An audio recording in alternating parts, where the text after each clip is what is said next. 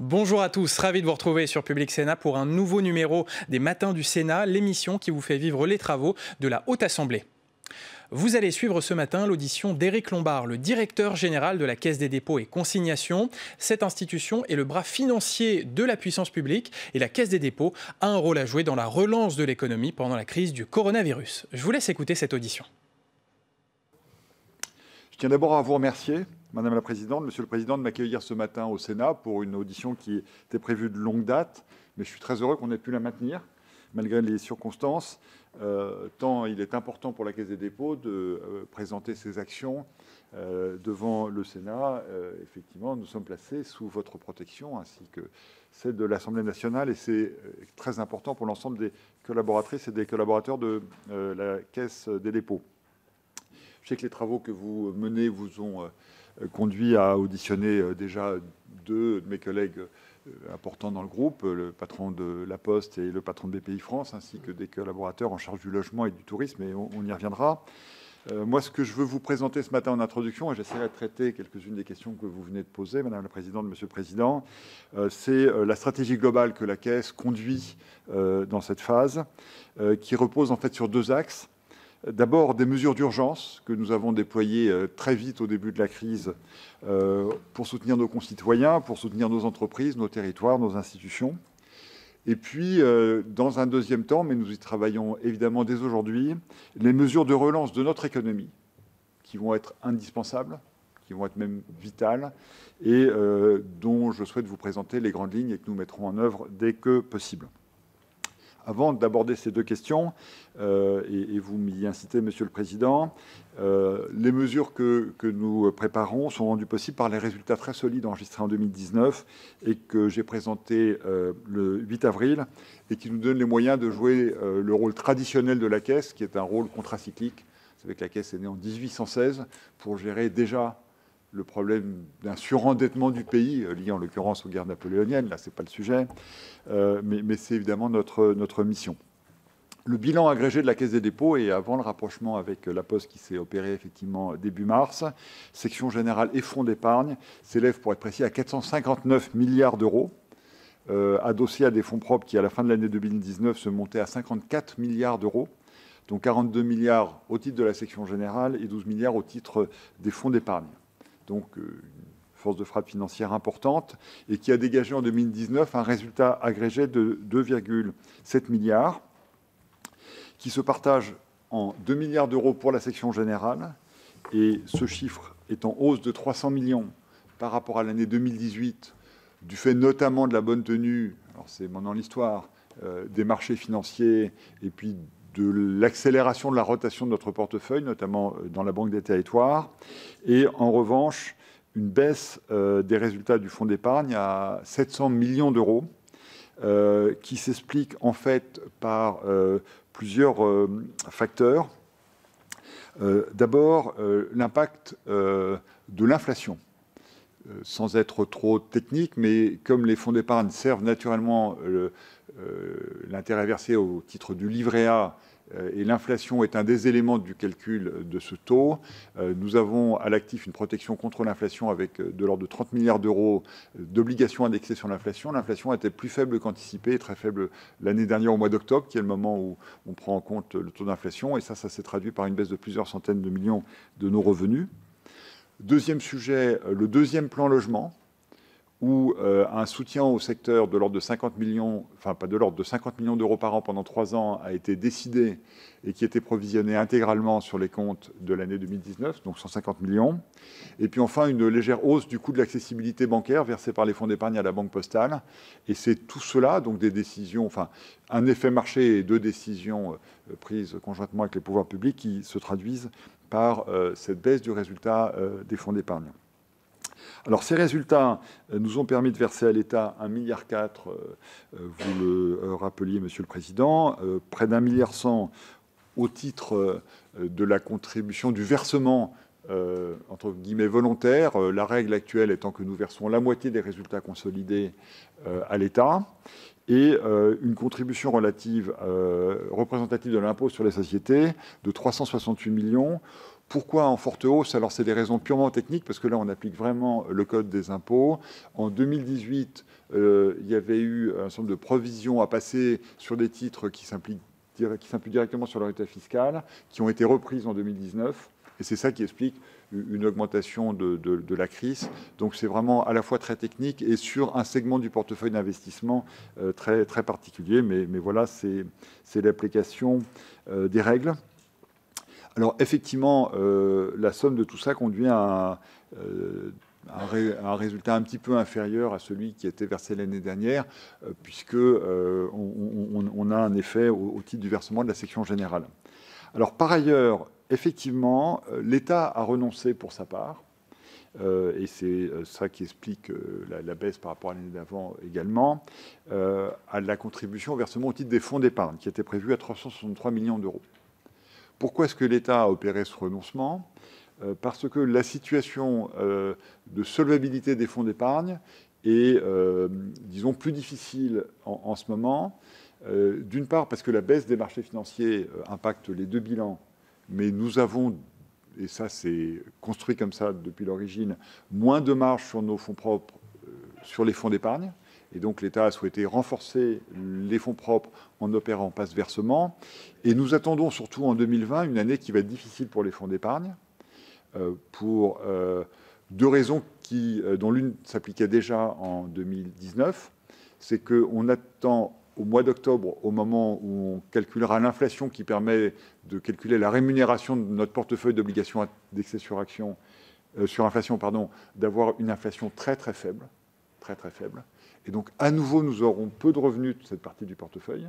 Et par ailleurs, la baisse des marchés financiers, notamment des marchés actions, va se traduire par une baisse de la solvabilité des fonds d'épargne. Donc, en anticipation, l'État a décidé de ne pas faire ce versement pour protéger la solvabilité des fonds d'épargne.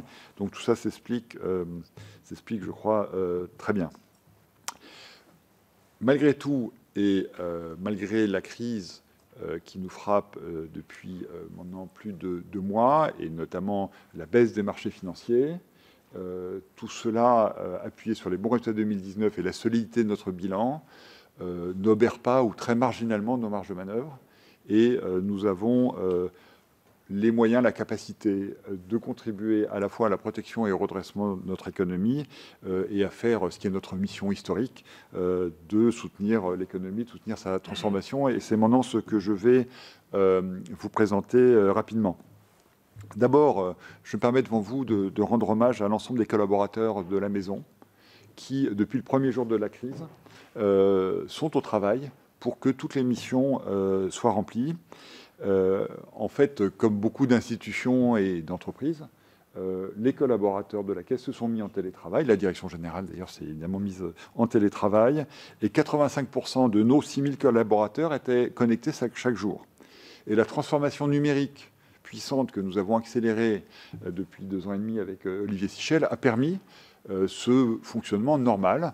On a même réuni des comités à plusieurs dizaines de personnes par notre organisation interne. Les réseaux ont tenu et nous ont permis de travailler normalement et d'être en connexion avec nos partenaires et avec la place.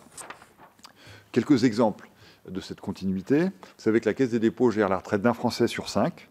Le versement des retraites s'est fait en bon ordre, selon le calendrier et les modalités habituelles, et un sujet plus complexe qui sont les reversions, qui se font par traitement manuel, parce que c'est des cas atypiques, et malheureusement l'augmentation de la mortalité s'est traduite par une augmentation des reversions que nous avons subies, et les équipes ont réussi à récupérer le courrier et à traiter à distance les reversions pour que la situation difficile des personnes touchées naturellement par un deuil ne soit pas obérée par la situation. Et d'ailleurs, je pense que vous n'en avez pas entendu parler, ce qui prouve que ça s'est passé tout à fait normalement. On a continué nos efforts en matière de formation professionnelle avec le développement de mon compte formation qui opportunément a été lancé de façon digitale au mois de novembre sous l'autorité de la ministre Muriel Pénicaud. Le paiement des organismes de formation s'est fait et bizarrement, la demande de formation à distance s'est accrue. Voilà, et naturellement, nous avons pu y répondre. On a, dans la période, lancé une nouvelle plateforme qui se fait à l'initiative de la secrétaire d'État Sophie Cluzel et de la CNSA, Mon Parcours Handicap, accessible à 12 millions de personnes en situation de handicap et de leurs proches. Et cela, on l'a fait malgré la situation, et ça, c'est très apprécié, évidemment, par les personnes concernées. Transdev a opéré ses missions de service public sur l'ensemble du territoire. La CNR a continué à produire de l'électricité. Et puis, je dirais, pour terminer, parce que nous en sommes également très, très fiers, les prestations sociales, financées largement par la Caisse qui a contribué au financement de la COS et distribuées notamment dans le réseau de la Poste et de la Banque Postale, ont été versées fin mars, fin avril, et les prestations exceptionnelles du 15 mai, de façon normale, avec un petit peu plus de queue au guichet, parce qu'il y a un petit peu moins de monde d'une part, et parce qu'il y avait la mesure de distanciation sociale. Mais ces prestations sont arrivées à un moment où c'était évidemment très important, et encore plus pour nos concitoyens les plus défavorisés. Alors parallèlement, on a lancé tout un tas de mesures de soutien massif aux entreprises et à notre économie. Et le premier sujet a été de régler les problèmes de trésorerie, puisque c'est ça qui frappe en premier. Et BPI France a mis en place ce que Nicolas Dufourcq a appelé un pont aérien de cash, permis par le programme mis en place par le gouvernement de prêts garantis par l'État, qui sont opérés par BPI France et distribués par les réseaux bancaires. Je peux vous donner le chiffre d'hier soir. 73 milliards d'euros de prêts garantis ont été préaccordés, 73 milliards, à 440 000 entreprises. 440 000 entreprises. Donc, cette protection de première ligne qui a été mise en place de façon très rapide a fonctionné. Dans le même temps, l'ensemble des filiales immobilières de la Caisse se sont engagées à soulager les charges locatives des commerces de proximité. La Caisse des dépôts, ICAD, CDC Habitat ont renoncé au loyer du deuxième trimestre pour les entreprises de moins de 10 salariés afin de protéger ce tissu d'entreprises de proximité. Et puis la Banque des Territoires a accompagné également évidemment ses partenaires de l'ensemble des territoires avec nos 16 directions régionales et nos 35 implantations territoriales qui étaient sur le pont, qui sont sur le pont et qui vont continuer à l'être. Il y a une initiative dont nous sommes très fiers de l'avoir soutenue qui a été prise avec les régions, qu'on a appelé les fonds résilience, alors qu'ils peuvent avoir des noms différents dans certains pays. Centre Val-de-Loire a souhaité appeler son fonds Renaissance, pour des raisons qu'on peut comprendre. Nous abondons de façon égalitaire ces fonds à hauteur de 2 € par habitant des régions à parité avec les régions, et pour soutenir les entités économiques les plus petites, les associations, les très petites entreprises, qui ne sont pas couvertes par le dispositif BPI France que je viens de rappeler. Donc ces fonds, naturellement, ne se font que quand les régions le souhaitent, mais nous avons déjà ouvert et lancé des fonds de ce type avec la région Grand Est, qui a été l'initiatrice de ce type de fonds, les Pays de Loire, la région Sud, la Nouvelle-Aquitaine, Auvergne-Rhône-Alpes, la Bretagne, l'Occitanie, la Bourgogne-Franche-Comté, Centre-Val de Loire, je viens d'en dire un mot, la Normandie, la Corse, la Réunion, la Guadeloupe et la Nouvelle-Calédonie. Notre engagement dans ces fonds, à ce jour, atteint 90 millions d'euros. Ils sont extraordinairement utilisés par les opérateurs des régions. Et nous sommes d'ailleurs en train de regarder si les fonds européens peuvent compléter pour continuer à répondre à la demande qui est très forte, ce qui traduit d'ailleurs la détresse de ce tissu économique. J'en ai dit un mot en parlant des prestations sociales. Nous sommes le banquier de la COS. On a contribué à sécuriser dans l'urgence la sécurité de notre système de protection sociale, puisque les cotisations ne rentrent pas. Et donc nous avons approuvé, sous l'autorité de la commission de surveillance, une augmentation de 10 milliards d'euros de nos prêts à la COS, qui atteignent 21 milliards d'euros. Voilà, donc une contribution très importante. Nous sommes, comme vous le savez, le banquier du service public de la justice. Donc on a ouvert une enveloppe de 90 millions d'euros pour assurer le report sur simple demande des prêts accordés aux offices des notaires et une autre enveloppe de 500 millions d'euros pour financer leurs charges. Nous avons à ce jour reçu 1500 demandes d'accompagnement des notaires. Et puis vous avez dit un mot du secteur du logement social, sur lequel nous ne voyons pas trop de tension aujourd'hui sur la liquidité, mais pour être certain qu'il n'y en ait pas, nous avons réactivé une ligne de trésorerie de 2 milliards d'euros. et nous sommes naturellement en dialogue très étroit avec les acteurs. Et puis la mise en place du deuxième volet du plan logement se poursuit. Pour les organismes qui ont un décalage de recettes du fait de problèmes de loyer ou autres, naturellement, nous avons opéré un report des échéances de prêt long terme sur leurs demandes. Donc nous sommes vraiment très attentifs à cela. Tout cela se fait de façon très rapide et très simple, puisque l'intégralité du financement des organismes de logement social se fait par une plateforme digitale qu'ils utilisent, dont ils ont l'habitude, et qui permet de gérer tout ça simplement. On s'est évidemment mobilisé pour soutenir le secteur des entreprises publiques locales, qui sont très importantes pour nous, comme elles le sont, je suis certain, pour vous. C'est un levier privilégié de notre action sur les territoires. Elles bénéficient de reports d'échéances de prêts, d'une ligne de trésorerie spécifique et plus particulièrement, on a financé l'intégralité des études dites flash qui permettent de faire des analyses rapides de leur situation économique et éventuellement des mesures de redressement qui sont nécessaires. Toutes ces actions se font dans une coopération renforcée avec nos partenaires européens et internationaux. Dans tous les pays européens, les acteurs publics réfléchissent au rôle qu'ils ont à jouer. Et nous avons voulu resserrer le lien étroit que nous avons avec nos homologues. On a eu notamment une réunion avec les 4 autres grandes banques publiques de développement européennes, celles d'Allemagne, de Pologne, d'Italie et d'Espagne, dans le sens des aiguilles d'une montre, ainsi qu'avec le président de la Banque européenne d'investissement, pour voir comment coopérer. Et nous avons eu une réunion pour relancer nos coopérations avec la Banque européenne d'investissement qui va jouer un rôle. Et vous avez vu les annonces faites d'ailleurs hier, je crois, par le président de la République et la chancelière d'Allemagne. Et puis, notre lien historique avec les caisses africaines se poursuit. L'Afrique va être très touchée.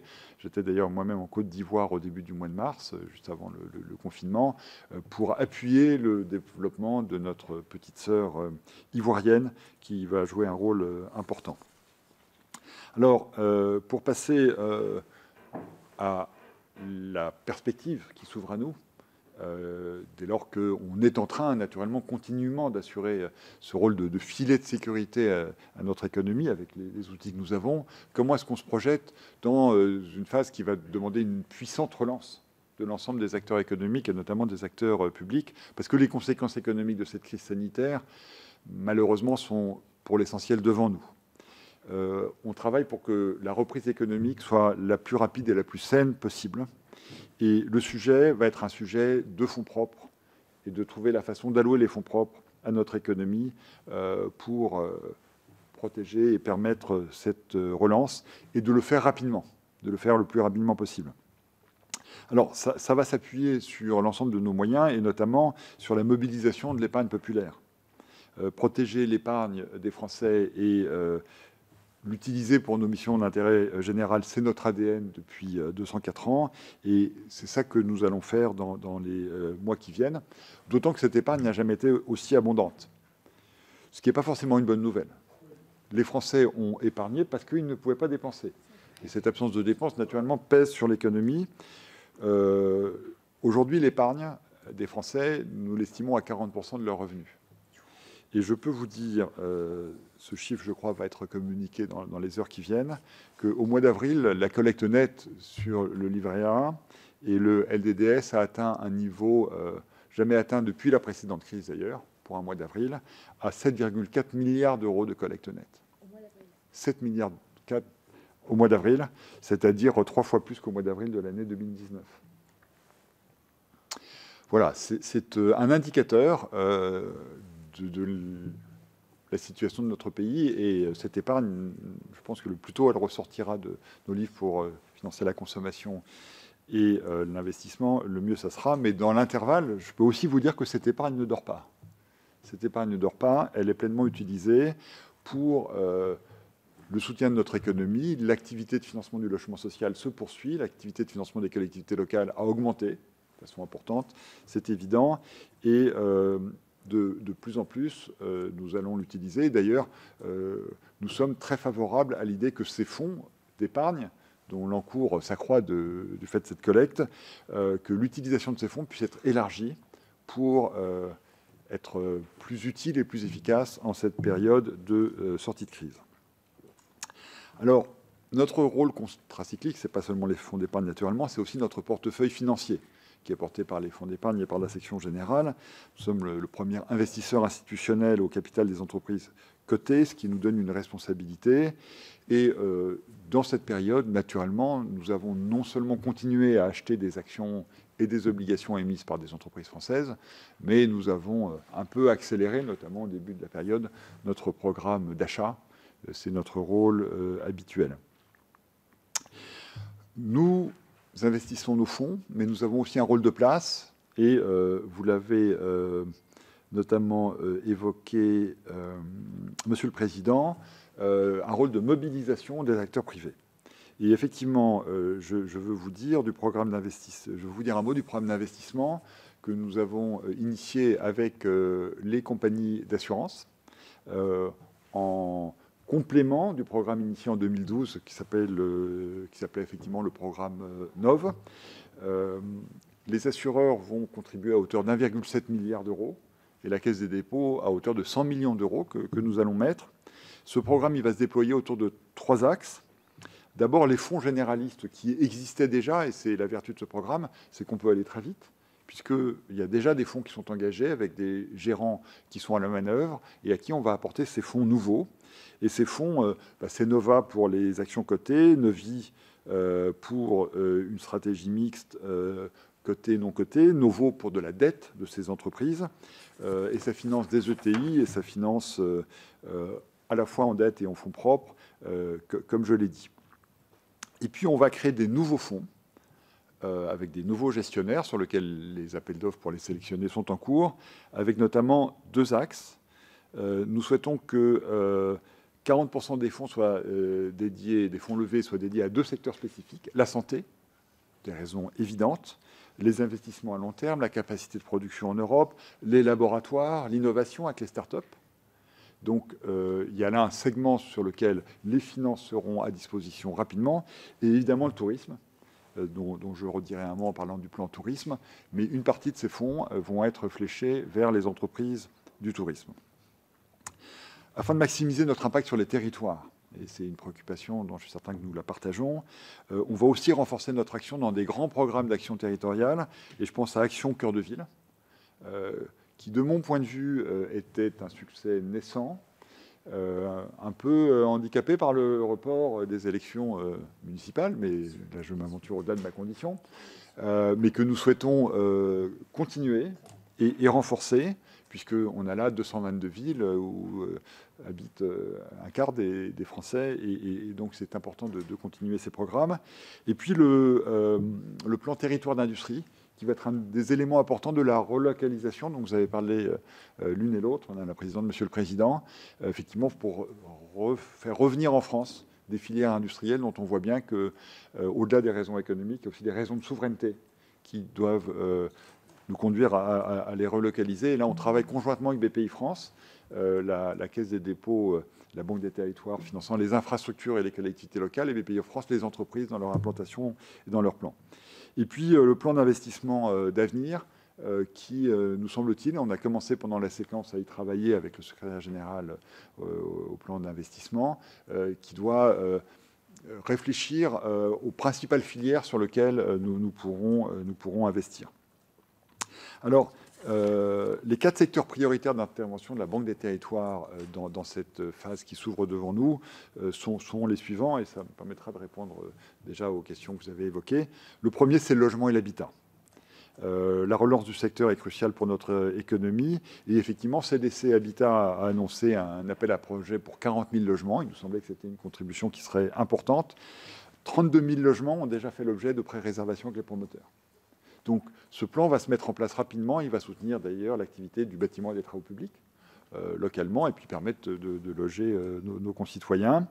Et puis, naturellement, les plans logement 1 et 2, auxquels nous contribuons puissamment, vont continuer à se mettre en place. Et notamment, vous vous souvenez que l'année dernière, on a mis en place un programme de prêts participatifs de 800 millions d'euros, sur lequel la demande est forte, qui sont des prêts qui sont à des conditions avantageuses pour les bailleurs, et qui vont être mis en place en essayant de les flécher sur des bailleurs qui construisent et qui investissent. Ce n'est pas un plan de soutien à leur trésorerie.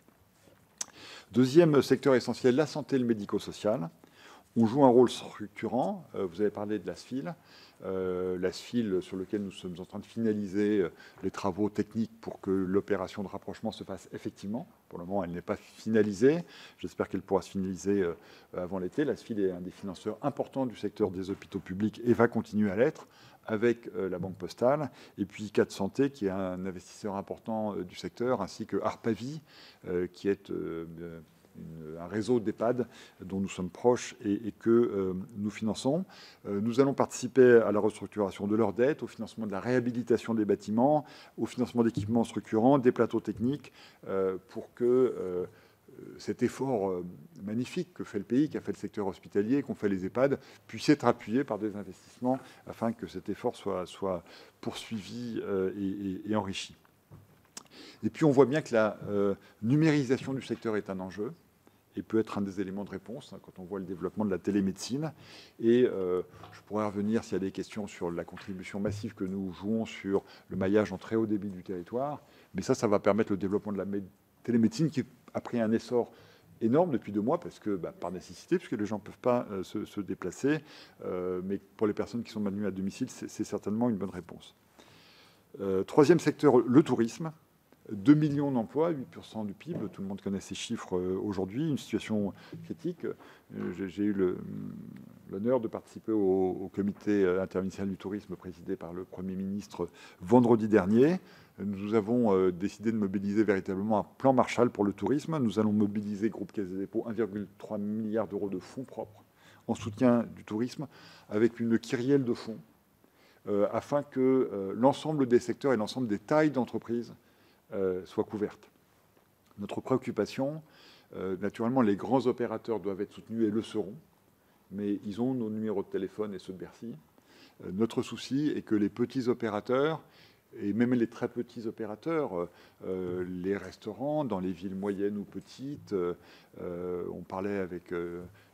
de Montgolfier des sites touristiques, doivent être soutenus également, et ça demande un maillage très fin, et donc il y a toute une série de fonds qui vont répondre à tout cela, avec un site qui est en place et qui permet aux différents acteurs de savoir à qui ils doivent s'adresser, parce qu'il faut être très opérationnel là-dedans, pour avoir les financements dont ils ont besoin et qui vont les aider. On va chercher dans ce mouvement, d'ailleurs dans tout le mouvement de sortie de crise, à ce que nous financions des opérateurs qui soient plus inclusifs et sensibles au côté de développement durable. Rénover un hôtel, si en plus on peut améliorer l'isolation thermique, c'est encore mieux et ce sera l'occasion de le faire. Les objectifs environnementaux, je ne les ai pas évoqués, on ne les perd jamais de vue. Et ils devront être très très présents dans cette phase. J'en viens au 4e secteur, justement, c'est la transition écologique et énergétique.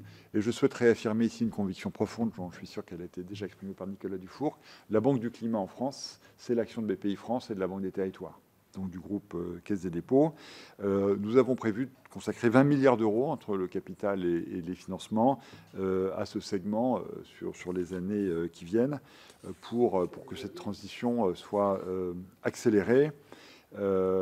Faire levier pour que les entreprises se dotent d'une stratégie climat ambitieuse. Et puis aussi, puisque nous sommes un investisseur institutionnel important, avec nos plus de 250 milliards d'euros d'investissement, en tant qu'actionnaire, faire pression sur les entreprises pour qu'elles accélèrent leur transition climatique et procéder à la décarbonation du portefeuille. On s'était engagé en 2014 à réduire notre empreinte carbone de 20%. On a atteint l'objectif plus tôt que prévu et on doit aller le plus vite possible vers la neutralité carbone. De même que tous nos investissements se mettent maintenant dans un scénario de limitation du réchauffement climatique à 1,5 degré. Et nous savons combien cet objectif est ambitieux, mais il doit être atteint. Et puis enfin, on s'est doté d'une feuille de route en faveur de la biodiversité avec 5 de nos filiales, ICAD, Aegis, la Compagnie des Alpes, la Société forestière et CDC Biodiversité, pour respecter les 10 principes de la plateforme Entreprises engagées pour la nature et mesurer l'impact de nos activités sur la nature. On voit bien que le recul de la biodiversité est peut-être, une hypothèse débattue par les scientifiques, une des raisons du développement des pandémies depuis plusieurs années. Voilà. la question de la banque du climat et de la transition écologique et énergétique, elle doit irriguer l'ensemble de nos actions. Puisque l'enjeu est décisif. Et en réalité, les efforts que nous avons faits pour lutter contre cette pandémie, si on pouvait avoir des efforts de même envergure pour lutter contre le réchauffement climatique, je pense qu'on serait dans la bonne direction. Je ne veux pas être plus long dans cette introduction. Peut-être l'ai-je déjà été trop, mais j'ai essayé de couvrir au passage sur des questions qui ont été évoquées.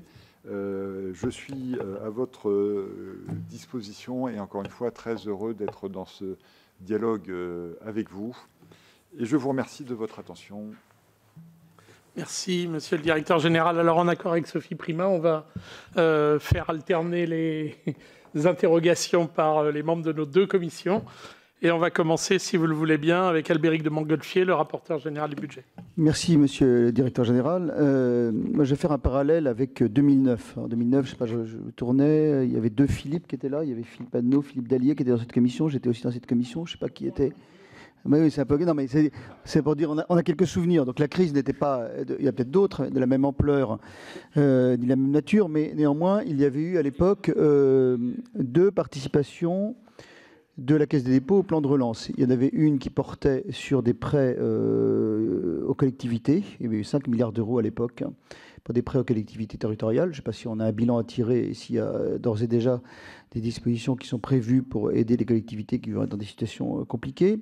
Et puis il y avait une mobilisation importante des fonds d'épargne qui avait permis de financer à l'époque 23 milliards d'euros de prêts à des PME. Et donc aujourd'hui, vous l'avez dit, on peut voir le verre à moitié vide ou à moitié plein. La collecte de l'épargne est une mauvaise nouvelle parce que c'est un phénomène d'érosion sur la consommation notamment. Les niveaux sont très élevés. Bon, c'est aussi peut-être une bonne nouvelle dans la mesure où ça nous laisse des marges de manœuvre si on est capable de libérer cette épargne. Et la question que je veux vous poser, c'est est-ce que ce surcroît d'épargne peut servir à d'autres usages que le logement social? On a un sujet cette année. Est-ce que Philippe Dallier pourra en parler plus que moi. Est-ce qu'on va construire? On a le problème des exécutifs locaux. S'il n'y a pas de permis de construire, s'il n'y a pas de maire, s'il n'y a pas de président de PCI et des procédures qui sont arrêtées, ça va être très compliqué d'avoir beaucoup de permis de construire cette année. Donc même si vous entendez, il y a un plan de relance, construction de 34 000 logements, c'est plutôt ce qui m'inquiète, c'est plutôt les délais entre le moment où on prend la décision et effectivement la construction va démarrer. On est sur donc il y aura sans doute des questions d'accélération des procédures comme on avait su le faire en 2009. C'est ce qui relève du nombre budgétaire. Il y avait à l'époque des ordonnances ou des dispositions qui avaient permis d'accélérer un certain nombre de procédures administratives. Mais au-delà de ça, on va avoir une année sans doute de faible consommation en termes de besoins de logement social. Donc concrètement, ce sera ma seule question, comment orienter cette épargne vers la consommation, et pas simplement de les importations de téléphones chinois, mais d'autres dispositions. Donc il y a des besoins importants par exemple, dans le bâtiment, la rénovation énergétique des logements des particuliers. Est-ce que c'est une piste? Est-ce qu'on peut aller vers d'autres formes de logements qui ne soient pas exclusivement la construction de logements sociaux? Et puis globalement, est-ce que ça doit être utilisé pour d'autres usages permettant de financer également l'investissement des PME? Voilà, c'est aujourd'hui le sujet sur lequel, dans ce flot de mauvaises nouvelles, on a peut-être en effet un mauvais signal, mais ça nous laisse quelques marges de manœuvre si on est capable de mobiliser cette épargne. Voilà. Est-ce qu'il faut, et puis que pensez-vous? Est-ce qu'il faut créer un nouveau produit d'épargne? Éric Woerth proposait un C, mais je ne suis pas sûr que le terme d'un plan, on a envie de souscrire un plan Covid, hein, je ne suis pas sûr que c'est une bonne idée, mais c'est ce qu'il proposait. Bon, voilà. Est-ce que non, mais peut-être, est-ce que si on propose un produit d'épargne orienté vers la santé, par exemple, c'est une mauvaise idée? Est-ce que ça fait une mauvaise... Voilà, donc c'est ça. La question, c'est ça, c'était la vraie question. Surcroît d'épargne, faut-il changer les usages du livret A? Faut-il une nouvelle forme de livret d'épargne pour orienter l'épargne? Et comment, concrètement, réussir à ce que cette épargne aille à la consommation et à l'investissement? Alors, on prend toutes les questions, Monsieur le Président? Oui, bien sûr, ce sera mieux. J'ai beaucoup d'intervenants inscrits. Michel Raison. Merci, Madame la Présidente. Monsieur le Directeur Général, merci pour toutes vos explications. Vous avez parlé, entre autres, du plan Marshall Tourisme. Vous avez répondu en partie à la question que je souhaitais vous poser, mais je vais la compléter. Sur les 500 millions de ressources du groupe que vous dirigez, préciser un peu plus les orientations. Donc vous avez dit qu'il n'y aurait évidemment pas que les grosses structures, mais les petites. Et vous savez que tout le monde souhaiterait dans notre pays un aménagement du territoire plus prononcé. Et en matière d'aménagement du territoire, on souffre tous de cette fameuse règle des 80-20 qui n'est pas facile à résoudre. Et elle existe aussi dans le tourisme. Et est-ce que vous avez, avec vos partenaires, parce que évidemment c'est pas vous tout seul, et surtout que on n'a pas de reproche à faire à la Caisse des dépôts, qui est présente, vraiment présente dans tous les territoires, mais qui accompagne. Mais parfois l'accompagnement ne suffit pas, il y a des leviers à utiliser pour inverser certaines tendances. Donc on souhaiterait voir inverser cette tendance du 20% de touristes dans 80% du territoire et 80%, les 80% autres qui ne sont pas pourvus. Donc, est-ce que vous avez quelques idées sur ce sujet? Sur les 1,3 milliard en fonds propres, quelles sont vos principales cibles pour l'utilisation de ces 1,3 milliard? Vous avez aussi parlé de l'orientation en matière de tourisme plus durable. Dans tous les secteurs économiques ou moins économiques, on parle de développement durable. Mais où est le curseur? Car, comme dans le domaine agricole, entre ceux qui souhaiteraient que le fromage ne soit vendu qu'aux voisins et cultivé qu'avec l'eau de pluie et quelques prières, en matière de tourisme, il y a aussi ceux qui souhaiteraient voir plus d'avions du tout, et que le touriste puisse aller dans le village voisin et dans le jardin du paysan du village voisin. Ça, c'est les extrêmes.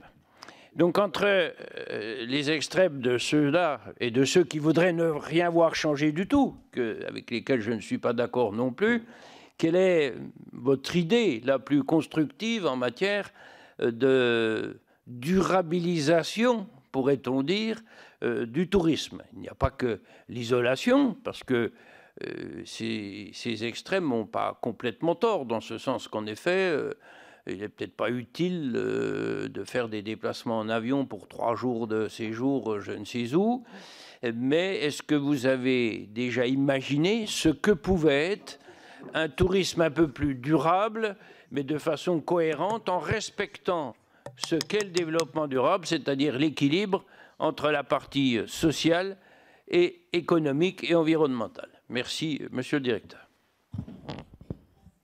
Merci. Alors moi, j'ai un inscrit en ligne, Yvon Collin. Yvon, tu nous entends? Yvon Collin en ligne.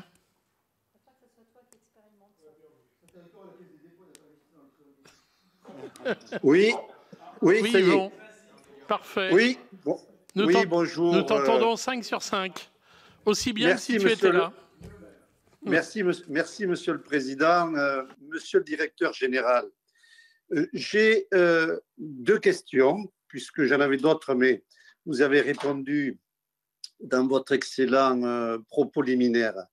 D'abord, concernant le rapprochement avec l'AFD, avec l'Agence française de développement, même si les 2 groupes n'ont pas complètement fusionné, même pas du tout, vous avez établi depuis quelques années un partenariat constructif et la Caisse des dépôts dédie chaque année des fonds importants pour l'aide au développement. Est-ce que la crise actuelle, monsieur le directeur, remettrait en cause cet engagement de la Caisse des dépôts en direction de l'aide au développement? Autre question, vous avez sans doute pris connaissance, monsieur le directeur, d'un article paru dans Le Média, le 18 mai, concernant, sous le titre d'ailleurs, le Quant, le boulet d'État. Cet article, si vous l'avez lu certainement, tire à boulet rouge sur le Google français, qui est devenu d'ailleurs depuis janvier le moteur de recherche officiel de l'administration française. Et dans cet article, il est dit que ce Google français est loin d'être un moteur de recherche indépendant. et que ces résultats seraient tirés principalement par le moteur de recherche Bing de Microsoft. L'ADINUM, mais aussi l'ANSSI ont procédé à des audits sur Quant qui révèlent un certain nombre de failles techniques, mais aussi de gestion. Alors, monsieur le directeur, la Caisse des dépôts étant très engagée dans cette start-up, est-ce que vous pouvez répondre aux critiques qui sont faites par cet article? Je vous remercie, monsieur le directeur. Merci Yvan. Sophie. Merci beaucoup. Alors, on va tester à distance aussi avec Elisabeth Lamure, la présidente de la délégation aux entreprises. Elisabeth.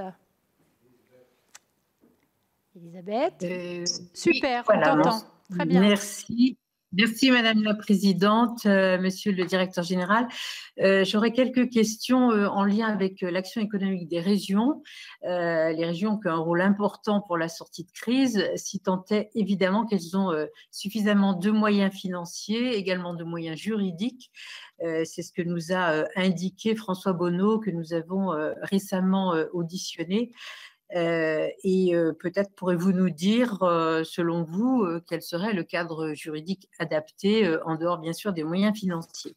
Alors, pour aider les entreprises, notamment celles qui sont convoitées par des entreprises étrangères, certains avancent l'idée que les régions puissent émettre des obligations convertibles pour conforter les fonds propres de certaines entreprises. Est-ce que vous pouvez nous dire ce que vous en pensez ?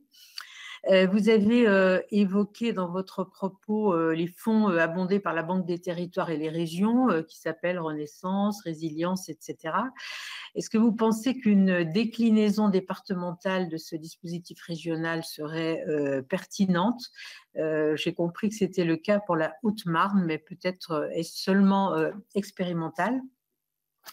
Ensuite, sur le plan des formations, la CDC est gestionnaire de Mon Compte Formation.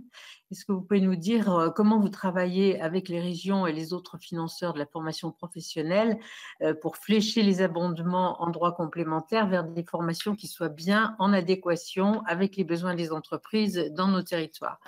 Et puis enfin, vous avez évoqué également la couverture numérique. On voit bien que la crise accentue le besoin d'une concurrence efficiente sur le marché de gros des télécoms d'entreprise, de manière à accélérer la numérisation des PME et des TPE dans les territoires. Est-ce que vous envisagez, en particulier via la Banque des territoires, d'intervenir dans ce domaine spécifique et comment? Je vous remercie. Merci. Moi, j'ai Philippe Dallier. Philippe. Merci, Monsieur le Président. Monsieur le Directeur Général, je vous parlais du logement et du logement social en particulier. J'ai eu l'occasion de m'entretenir avec vos collaborateurs il y a à peu près un mois sur le sujet. Ils n'étaient pas à l'époque très inquiets. Bon, c'était peut-être un peu tôt pour mesurer effectivement l'impact de cette crise. Je note ce matin que vous n'êtes pas beaucoup plus alarmiste. Alors, je m'en réjouis d'un côté, mais mon caractère plutôt pessimiste me fait quand même me demander si vous n'êtes pas trop optimiste.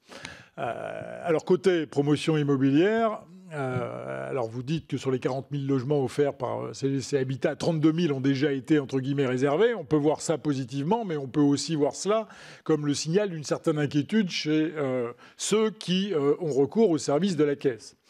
On nous dit, d'un autre côté, que les coûts de construction pourraient augmenter d'une vingtaine de %. Alors, j'ose espérer que le chiffre n'est pas le bon, mais si c'était le cas, on voit bien que ça va peser de manière extrêmement importante sur le secteur, aussi bien que sur la promotion que pour les bailleurs sociaux.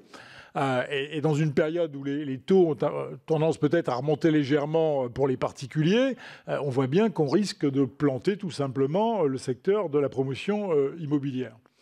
Côté bailleurs sociaux, il y a une vraie interrogation sur les impayés de loyer. Alors là aussi, il est peut-être également trop tôt pour voir ce qui pourrait se passer.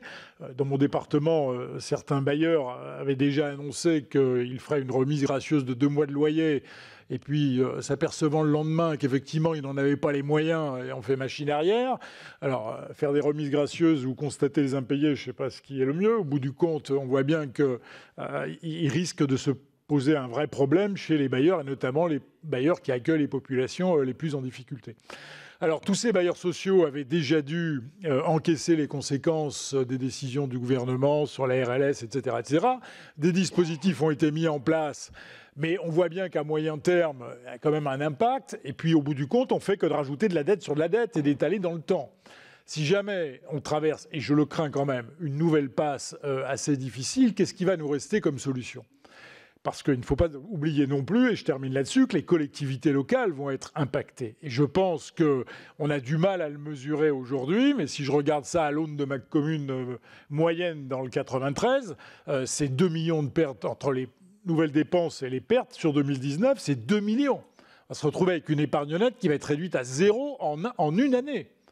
Et donc nous demander effectivement de construire, de financer du logement social, d'accueillir de la population. Et donc quand vous additionnez tout cela, Monsieur le directeur général, j'ai quand même du mal à être, je ne vais pas dire optimiste, mais modérément pessimiste. Je suis quand même relativement inquiet. Donc voilà, je voulais simplement vous faire part de mon ressentiment, de mon sentiment sur le sujet. Voilà. Sophie. Anne-Catherine Loisier. Merci, Madame la Présidente, Monsieur le Président. Monsieur le Directeur Général, vous l'avez dit, donc la Caisse des dépôts est un opérateur majeur du plan France très, très haut débit. Et nous l'avons tous constaté, cette crise du Covid a encore davantage fait ressentir la fracture numérique à la fois territoriale et sociale, avec plus de 13 millions de personnes qui sont éloignées de l'usage du numérique. Donc il est absolument essentiel, et c'est un des enjeux de cette relance, de reprendre rapidement les investissements tant sur les réseaux que sur la digitalisation à la fois des entreprises, comme l'a dit ma collègue Elisabeth Lamure, mais aussi de l'administration territoriale et des villes.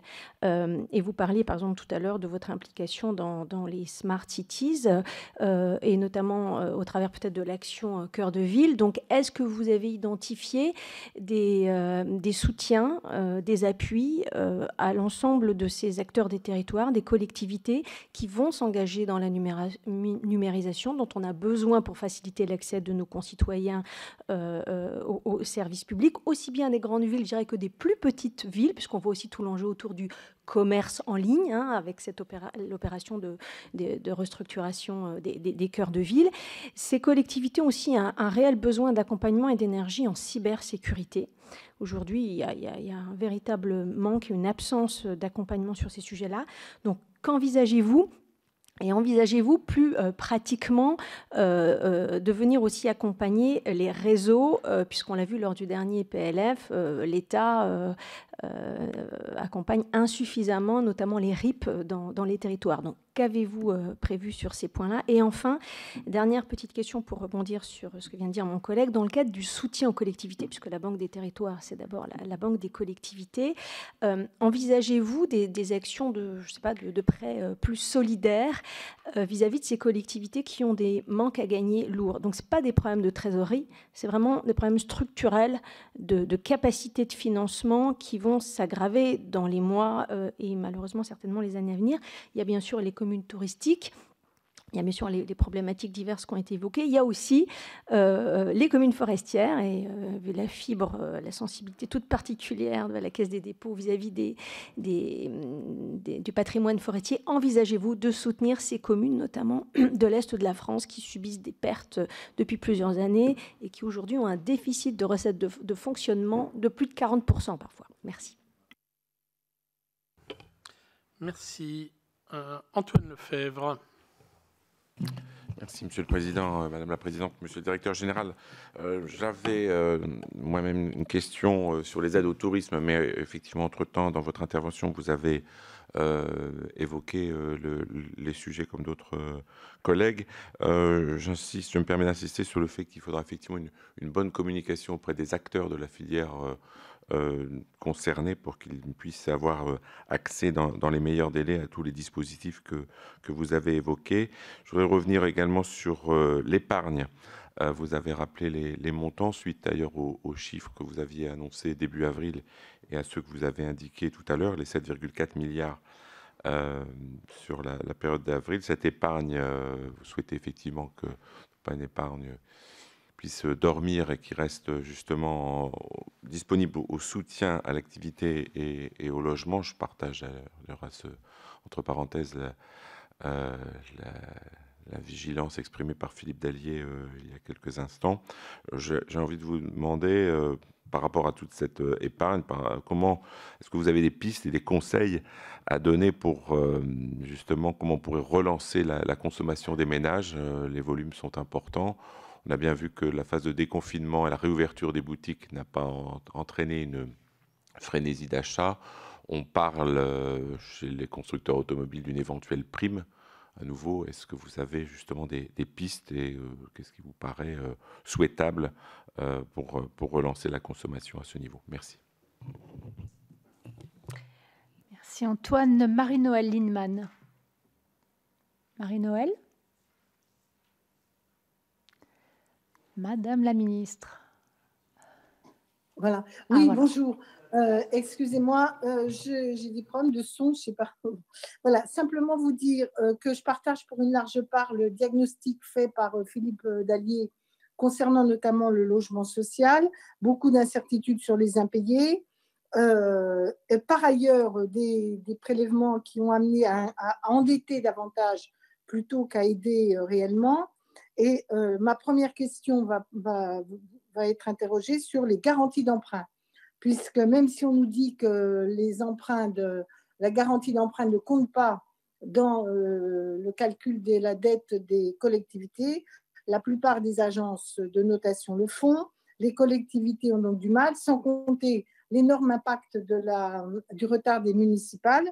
Donc, est-ce que la Caisse des dépôts ne pourrait pas assouplir son dispositif de garantie d'emprunt et quelles solutions avoir? Parce qu'aujourd'hui, même s'il y a des opérations qui sont reportées, il y en a qui étaient en cours, qui sont bloquées par cette histoire de garantie d'emprunt.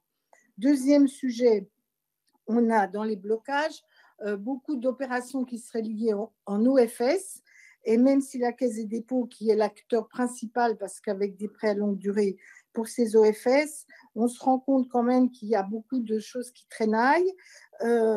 Donc, est-ce que vous pouvez, je vous enverrai une note là-dessus sur la manière de rendre plus rapide les décisions, de stabiliser les critères et surtout de prendre en compte le fait que les opérateurs sociaux, logement social, accession coopérative ou autres, sont des opérateurs qui ne sont pas instables et que leur solidité permet d'alléger un certain nombre de parachutes et d'airbags qui sont demandés.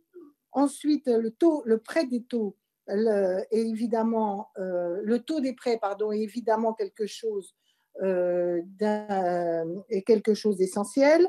Et donc, je voulais vous demander si vous ne pensiez pas qu'on pouvait avoir une baisse temporaire des marges des taux du livret A. Comment d'ailleurs voyez-vous l'évolution des taux du livret A? Peut-on passer maintenant vers des prêts à taux fixe plus nombreux pour les organismes de logements sociaux?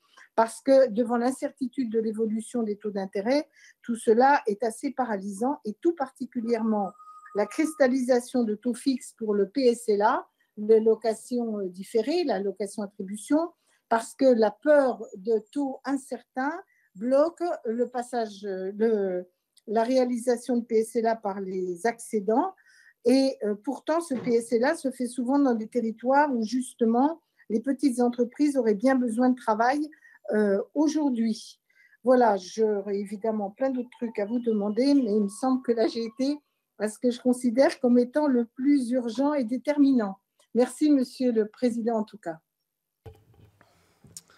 Merci, Marie-Noëlle. Christine Lavarde en ligne. Christine. Oui. Oui, on t'entend. Merci, Monsieur le Président. J'aurais voulu revenir sur le sujet des investissements d'avenir, pour lequel vous avez dit avoir des échanges avec le secrétaire général à l'investissement.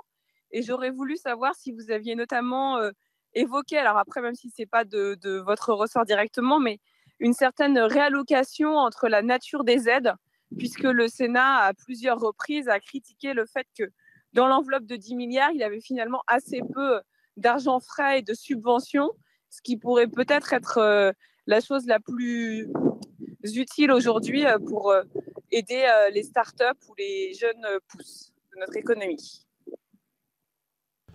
Merci Christine. Merci. Viviane Artigalas. Oui, merci Madame la Présidente.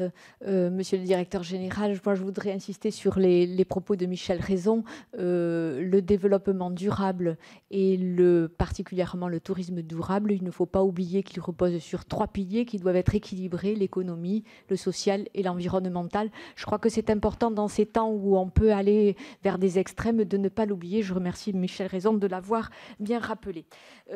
Selon le dossier de presse du comité interministériel du tourisme de jeudi dernier, le fonds tourisme social investissement verra ses capacités d'intervention augmenter de 225 millions d'euros et les critères d'éligibilité seront assouplis. En 2019, ce fonds avait mobilisé près de 125 millions d'euros. C'est donc un effort de 100 millions d'euros supplémentaires qui seront consentis cette année et je m'en félicite. Mais la seule orientation concrète qui figure dans ce dossier concerne le renforcement des opérateurs. Pouvez-vous revenir précisément sur les orientations qui seront retenues pour les concours financiers apportés par le fonds? Sera-t-il limité aux organismes du tourisme social? Viendra-t-il aussi en aide aux structures les plus en difficulté? Sera-t-il concentré sur l'aide à l'investissement ou sur d'autres aides? Je vous remercie. Merci Viviane. Michel Canuet. Merci Monsieur le Président. Je voulais moi aussi, dans le prolongement de Viviane Artigalas, évoquer le fonds tourisme, puisque sur le sujet du développement touristique, on voit bien que les acteurs sont très inquiets qu'une part prépondérante des interventions soit faite en prêt, compte tenu de la situation de recettes particulièrement faibles, voire inexistantes, donc l'incapacité à rembourser. Mais j'ai vu dans le projet d'intervention du groupe Caisse des dépôts qu'il y avait un apport en fonds propres tout à fait significatif. Est-ce que des projets ont déjà été identifiés comme susceptibles d'être financés dans ceux que vous avez en portefeuille et qui pourraient orienter un tout petit peu la manière dont ces fonds pourraient être utilisés? Donc si vous pouviez nous apporter quelques exemples, cela pourrait nous donner quelques indications plus précises. Et puis, est-ce que, à l'instar de cette intervention en fonds propres pour le secteur touristique qui est importante, est-ce que la Caisse des dépôts envisage d'autres interventions en fonds propres? Je pense aussi, en particulier, pour ce qui concerne la souveraineté numérique de la France. Yvon Collin a évoqué tout à l'heure le cas de Quant, mais nous avons beaucoup à faire pour cette souveraineté numérique, en France et en Europe d'ailleurs, pour ne plus être dépendant des Chinois ou des Américains. Est-ce que la Caisse des dépôts a des projets en la matière? Dominique Estrosi-Sassonne, qui doit être en ligne depuis Nice. Dominique. Oui, vous m'entendez? On t'entend. Merci. Bonjour Madame la Présidente et Monsieur le Président. Monsieur le Directeur Général, alors pour ne pas être redondante avec un certain nombre de questions qui vous ont été déjà posées sur le domaine du logement, je voudrais vous poser des questions qui concernent plus des structures d'hébergement social, des foyers pour jeunes, des résidences universitaires, qu'il s'agisse de propriétaires ou de gestionnaires. Ces structures aujourd'hui sont en grande difficulté pour honorer leurs échéances, consécutivement à des difficultés d'exploitation et de tension de trésorerie, puisqu'elles ne génèrent plus de revenus, ou parce que tout simplement le gestionnaire délégué ne parvient plus à verser ses redevances aux bailleurs. Et je voudrais savoir si la Banque des Territoires a prévu des aménagements spécifiques pour ces structures. Toujours dans le domaine de l'hébergement d'urgence, avec la crise qui a fait apparaître un besoin important de mise à l'abri, de logements accompagnés et surtout de restructuration des hébergements collectifs d'urgence ou des foyers de travailleurs migrants pour les rendre demain résilients à de futures pandémies. Alors comment la CDC, à travers essentiellement sa filiale, Adoma, peut-elle être demain un acteur structurant dans le moyen et le long terme de réponse sur le plan de financement, sur le plan d'ingénierie et sur le plan de la gestion? Et enfin, dernière petite question qui concerne votre foncière Tonus Territoire, qui donc distingue bien l'usage du bien et la nue propriété pour produire des logements en usufruit locatif social. Est-ce qu'aujourd'hui, avec la crise, plus de promoteurs sollicitent Tonus Territoire sur des opérations qui auraient déjà été lancées, qui étaient prévues en libre et qui reviendraient aujourd'hui à prévoir des ventes en bloc plutôt que des ventes à la découpe. Merci beaucoup. Merci Dominique. Jean-Marc Gabouty. Oui, merci Monsieur le Président. Monsieur le Directeur Général, la Caisse des dépôts et consignations a un rôle d'acteur, mais de par la diversité des domaines dans lesquels elle intervient, vous avez aussi, je dirais, un rôle d'observation. Ce que je voudrais indiquer, partant du principe qu'en général, notre pays, pour des raisons presque culturelles, est assez performant en termes de protection et ne l'est pas autant en termes de relance et de dynamisme. Donc après 2 mois très ralentis au niveau de l'économie et un redémarrage depuis quelques semaines très poussif, les aspects financiers sont bien entendu essentiels. Ils ont été plutôt bien traités puisqu'on a un dispositif au niveau national, gouvernemental et avec des relais dans les territoires, notamment au niveau des régions, qui est assez complet et qui semble assez performant dès lors qu'il s'agit de gérer les problèmes de court terme, c'est-à-dire les problèmes de trésorerie, de report d'échéance, etc. Mais la relance ne dépend pas que des aspects financiers. On peut aussi considérer que notre pays, par rapport à d'autres pays voisins, y compris ceux qui étaient aussi touchés que nous par cette crise sanitaire, a très fortement ralenti, je dirais même a trop ralenti. La Poste n'a pas bien fonctionné de fin mars à mi-avril. Pôle emploi était fermé, les déchetteries ne collectaient plus, par exemple, les cartonnages, ce qui a failli mettre à l'arrêt un certain nombre d'unités de production d'emballage destinées à l'agroalimentaire et aux pharmaceutiques. Donc, vous voyez, on a eu un niveau de ralentissement qui a été, à mon avis, trop fort, y compris dans les permis de construire. Pourquoi a-t-on arrêté d'instruire les permis de construire? Moi, je me pose toujours la question. Pourquoi n'a-t-on pas réussi, au niveau des EPCI et des communes, par un système de délibération, à accorder des garanties d'emprunt aux organismes de logement social qui arrêtent des dossiers parce qu'il leur manque cette garantie à un moment donné. Et dans le processus administratif, ils respectent cette étape.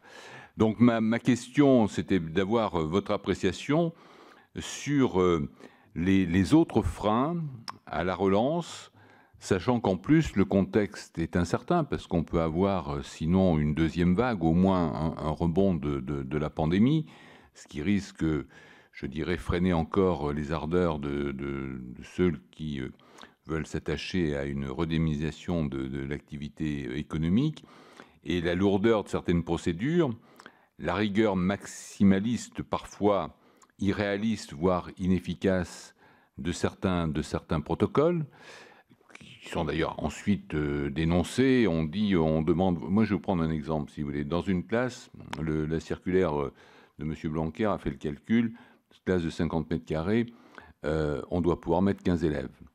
Alors, vous arrivez au niveau du maire. J'étais maire pendant 22 ans, donc je ne vais pas critiquer mes collègues. Vous arrivez au niveau du maire en disant oui, bon, 15 élèves, etc. Mais là, attention. Il y a un meuble, on ne peut pas le déplacer, etc. Bon, pour être tranquille, on va en mettre 12. La directrice d'école arrive en disant « Oui, mais 12, si moi je me déplace dans la classe, et puis pour sortir, c'est compliqué au niveau des cheminements. » De 15, on finit à 8 ou 10, si vous voulez. Voilà, non, mais concrètement, sur le terrain, ça peut se passer comme ça. Je ne parle pas du débat qu'il y a au niveau de la restauration. Si on doit avoir 4 mètres carrés, je dirais, pour 2 personnes d'un couple qui dorment ensemble la nuit, mais qui devront consommer 8 mètres carrés d'un restaurant à midi, ils n'iront pas au restaurant, c'est bien évident. Donc, non, mais ça paraît anecdotique, si vous voulez, mais toute une partie de la relance économique est basée sur des petits détails de cette nature. Donc, quelle vision avez-vous de ces autres freins qui ne sont pas des freins financiers? Parce que je pense que sur l'aspect financier, on a pris le problème par le bon bout. Par contre, on risque de plomber une relance économique par, je dirais, un manque d'agilité et de souplesse dans les procédures qui doivent encourager nos concitoyens et les entreprises à revenir à un niveau d'activité qui nous permettra de sortir je dirais, éventuellement d'éviter une crise trop grave, parce que la crise grave, elle arrivera. Le nombre de chômeurs, ça sera en supplémentaire, ça sera en quelques millions supplémentaires, 3 ou 4 probablement à l'automne. Merci, Jean. Merci beaucoup. Evelyne Renaud-Garabédian, par...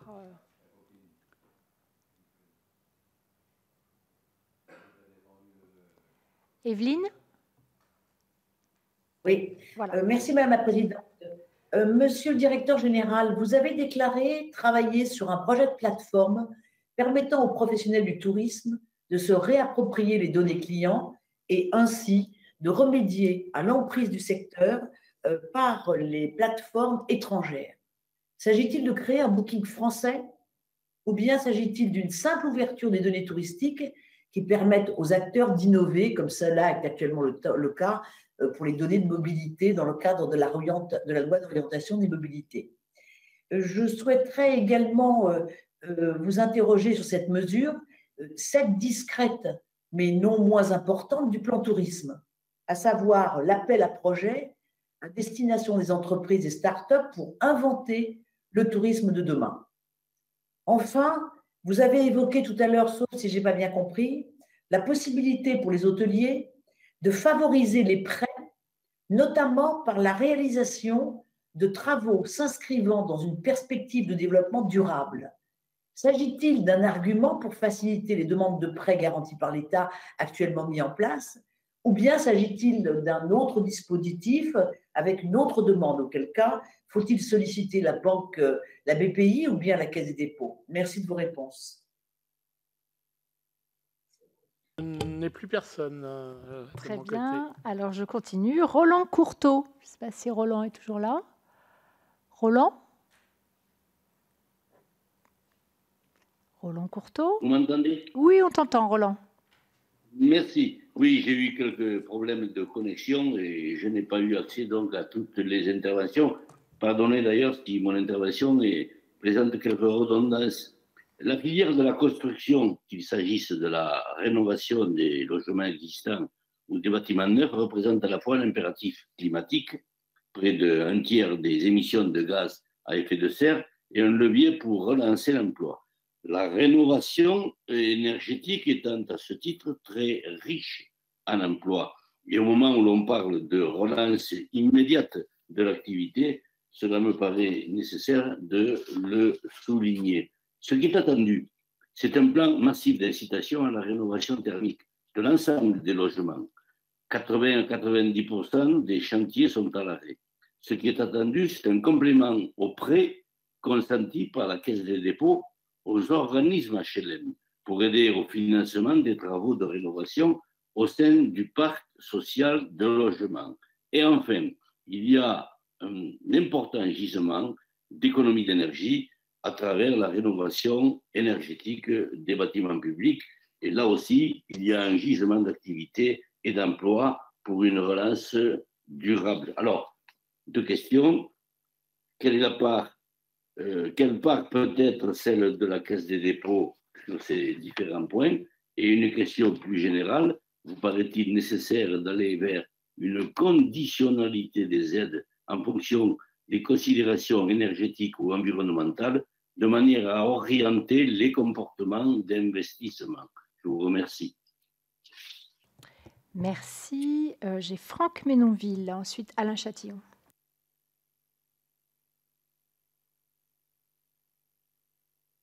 Franck Ménonville?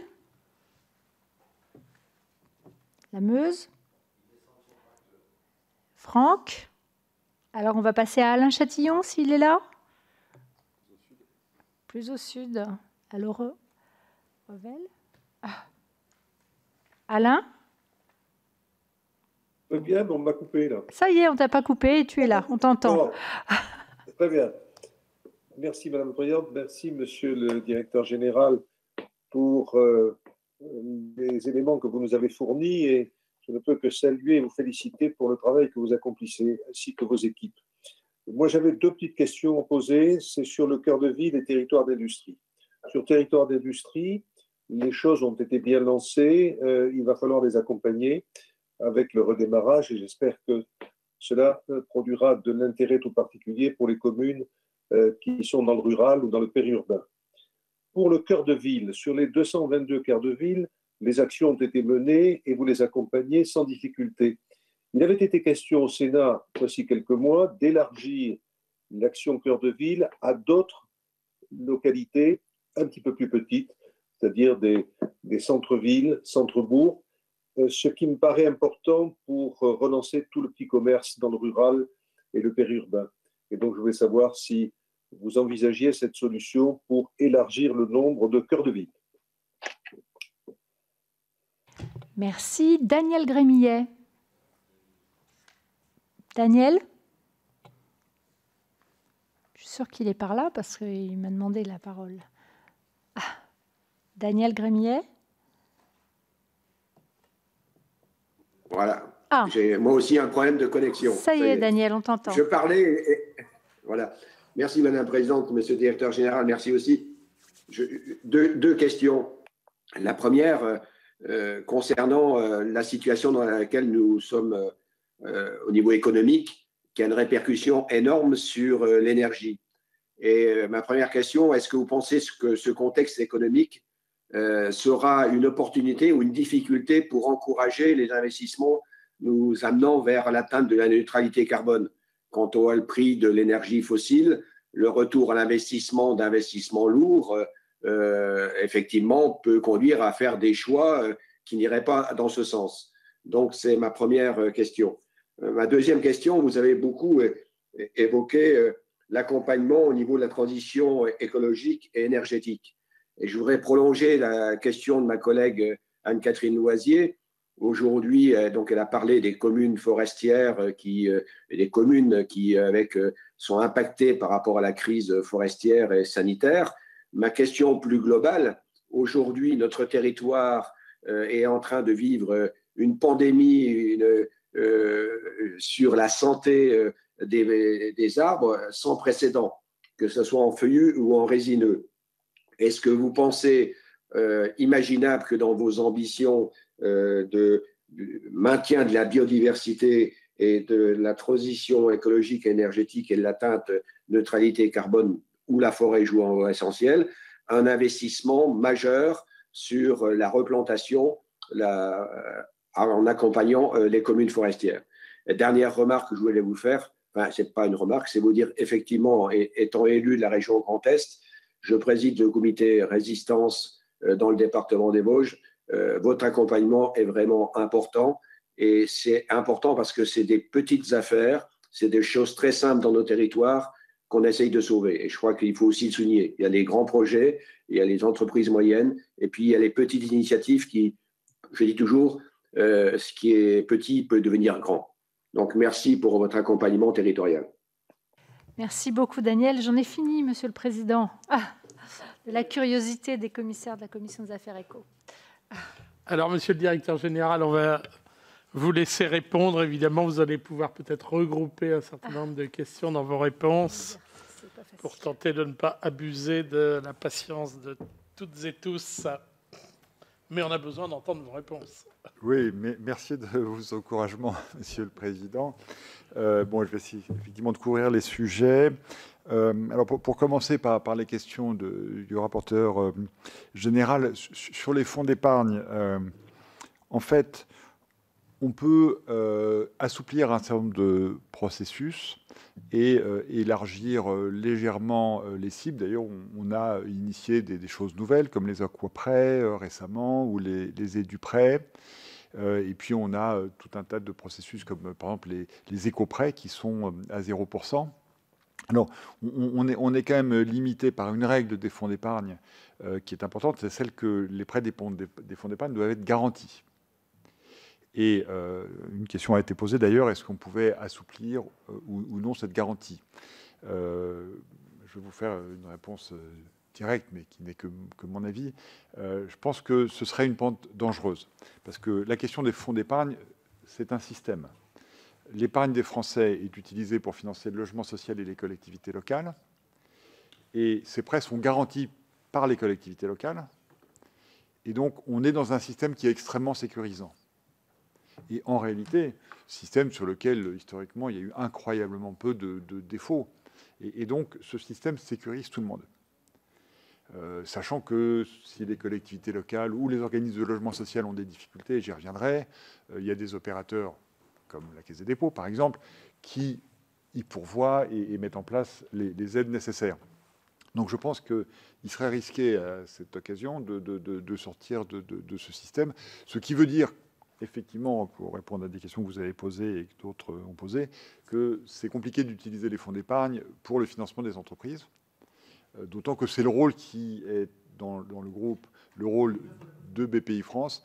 Alors, je n'ai pas vérifié ce point, ça me surprendrait que ce soit passé directement par les fonds d'épargne. Ça a pu passer par la section générale ou par ce qui allait devenir BPI France. Parce qu'effectivement, BPI France, dont la Caisse détient 50%, finance les entreprises et continue à le faire. Mais les fonds d'épargne, je pense que cette règle est réellement très ancienne. Encore une fois, ça ne limite pas notre capacité à faire, mais on le fait par d'autres canaux.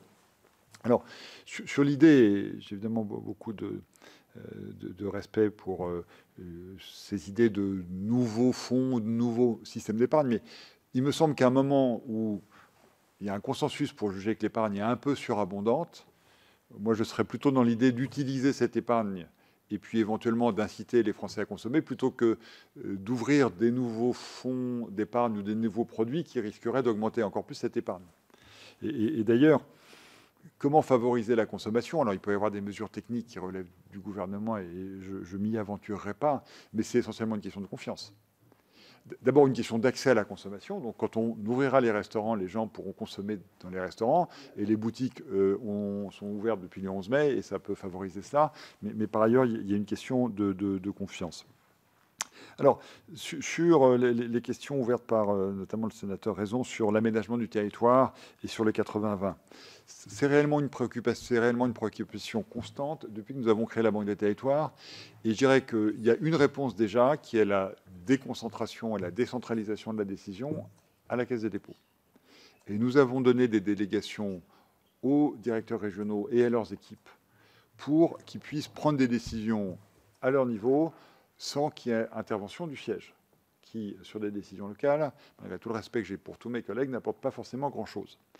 Et les objectifs, alors je parle de ce qui est sous ma responsabilité, voilà.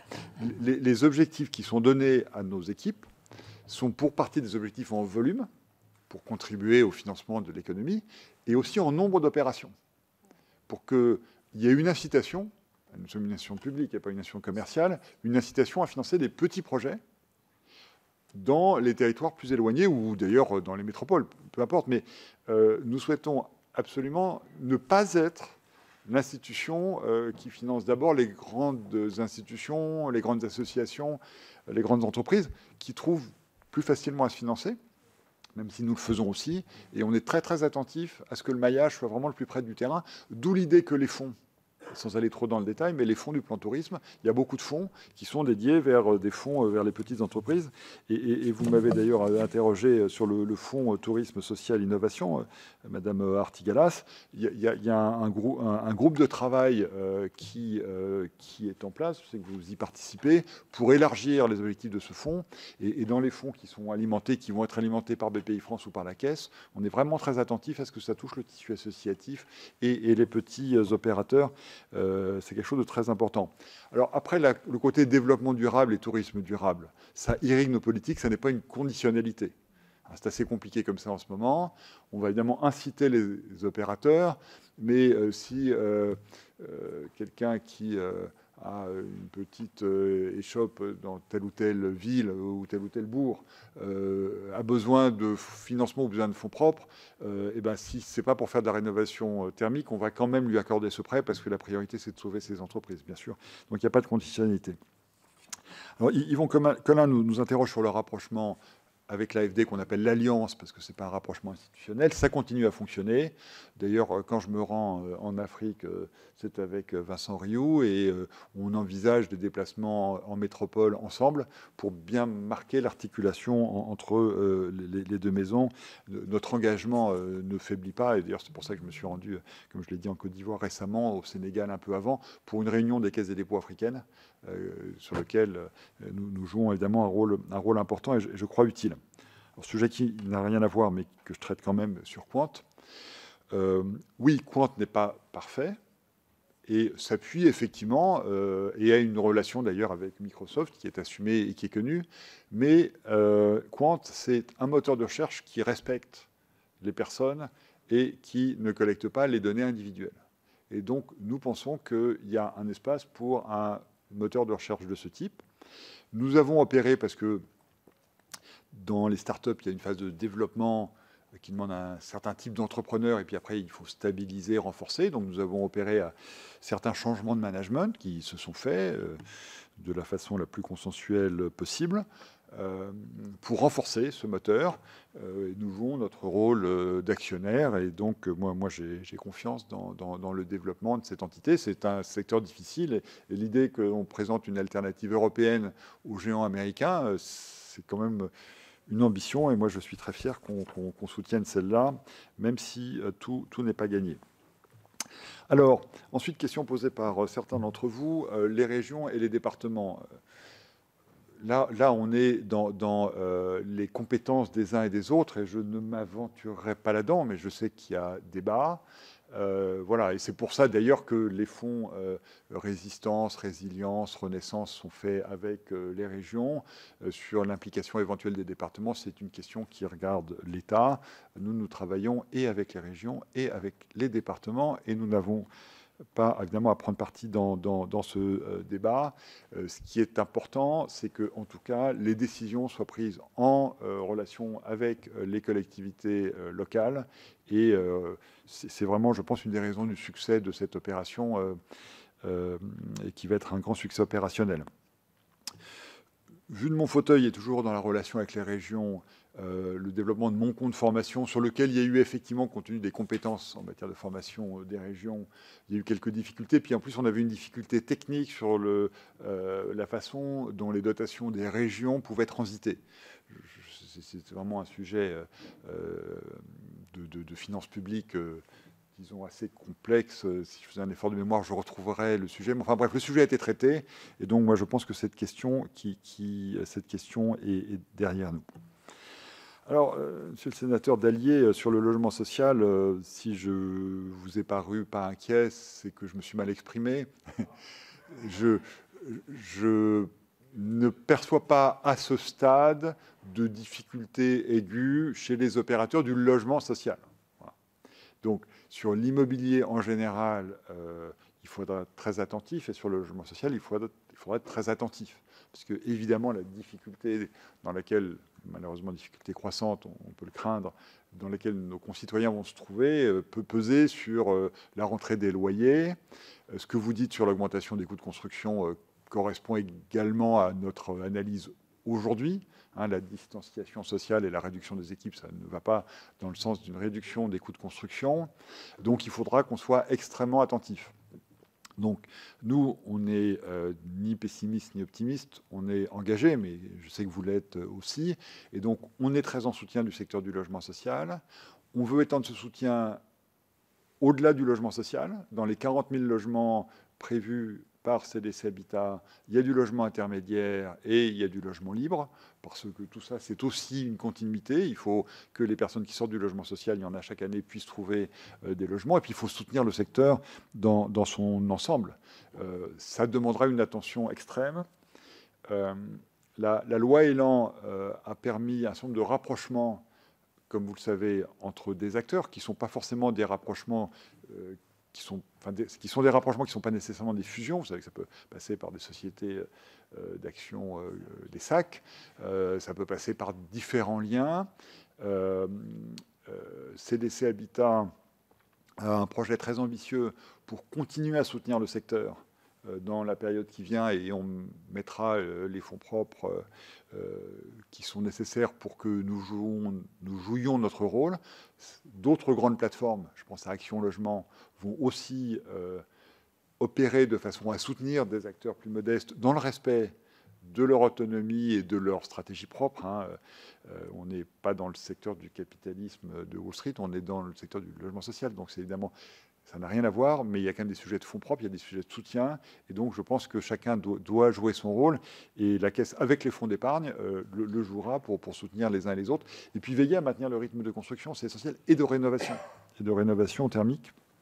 Alors justement, sur la rénovation thermique, moi je suis un grand soutien de la rénovation thermique dans le logement social parce que c'est bon pour la planète et c'est bon pour les charges, parce que ça réduit les factures quand même et les loyers. Pour les collectivités locales aussi, il faut inciter à le faire même si c'est plus compliqué. C'est très compliqué dans le privé. Alors, les fonds d'épargne ne peuvent pas y contribuer parce que là, on est dans le privé. Ce que je viens de dire tout à l'heure s'applique également. On est en train de réfléchir au travers des réseaux bancaires si on ne peut pas mettre des systèmes en place. Mais là, il faut faire travailler ensemble le locataire ou le propriétaire avec les artisans et avec un mécanisme qui doit avoir un maillage extrêmement fin parce que c'est logement par logement. Et là, je dois reconnaître qu'on n'a pas trouvé encore la bonne formule.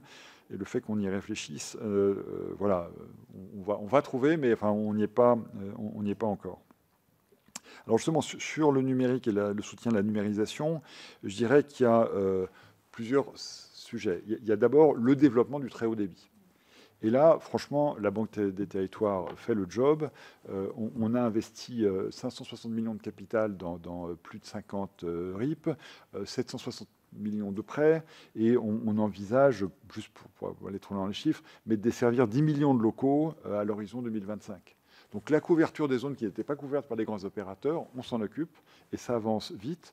Avant la crise, on mettait en place 5500 lignes par jour. Alors, ça s'est ralenti, on va veiller à ce que ça ne se ralentisse pas trop longtemps parce que c'est décisif, parce que parler de numérique, si les personnes peuvent... Parler de télémédecine, comme on le faisait tout à l'heure, si les personnes ne peuvent pas se connecter, franchement, on ne va pas aller très loin. Autre facteur, les maisons France Service, les espaces France Service, je crois que c'est leur nouveau nom, qui va être une façon d'amener le digital dans les régions. Et puis la Banque des Territoires, au travers de ces plateformes, et notamment de la plateforme digitale de la Banque des Territoires, met en place tout un tas d'outils numériques.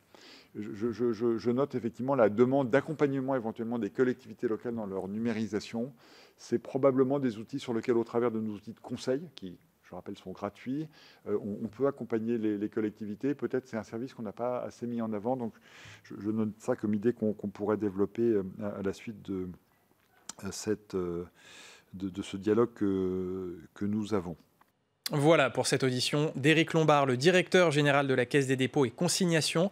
Il a assuré aux sénateurs que son institution ferait tout pour soutenir l'économie pendant cette crise du coronavirus. Il les a également informés que les Français avaient beaucoup épargné pendant ces 2 mois de confinement avec une collecte du livret A historiquement haute. Voilà, c'est la fin de cette émission. Merci de l'avoir suivi. Continuez à vous informer sur cette crise sanitaire sur notre site internet publicsénat.fr. Je vous souhaite une très bonne journée sur Public Sénat.